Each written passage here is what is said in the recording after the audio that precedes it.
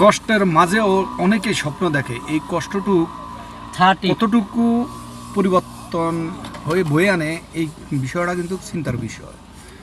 আর এই কষ্টের সফলতার অর্জনের পিছনে কে কে ভূমিকা রাখে, কে কি করে না করে, বিষয়টা অবশ্যই চিন্তার বিষয়। তাই অতএব একটা জিনিস জীবন চলার পথে বুঝতে হবে, জীবন চলার পথে সহযোগী কে, ক্ষতিকারক কে। যারা ক্ষতিকারক তাদের থেকে বিরত থাকাই উত্তম মনে করি।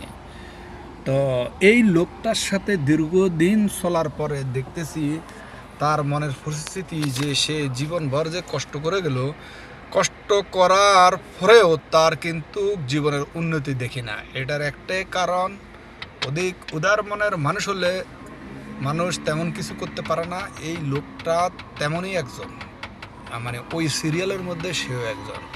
তো অতএব তার কথা হলো এটাই যে মানুষ কয়দিন বাঁচে, আর এই মানুষ যতদিনে না বাঁচুক মানুষের কিন্তু অন্তরের ভিতরে চাহিদার কোনো শেষ থাকবে না। এই চাহিদা পূরণে মানুষ কিন্তু মরিয়া হয়ে ওঠে।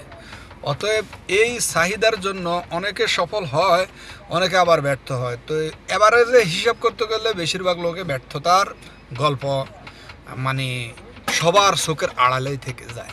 এই বিষয়টি আপনাদের মতামত জানতে চাই আমি। এই মতামতগুলা নিয়ে উপস্থাপন করব নিত্য নতুন একটি ভিডিও, পরবর্তী ভিডিওর মধ্যে। সবাই ভালো থাকবেন, আল্লাহ হাফেজ। এই যে সে এখন তেলকম দিছে।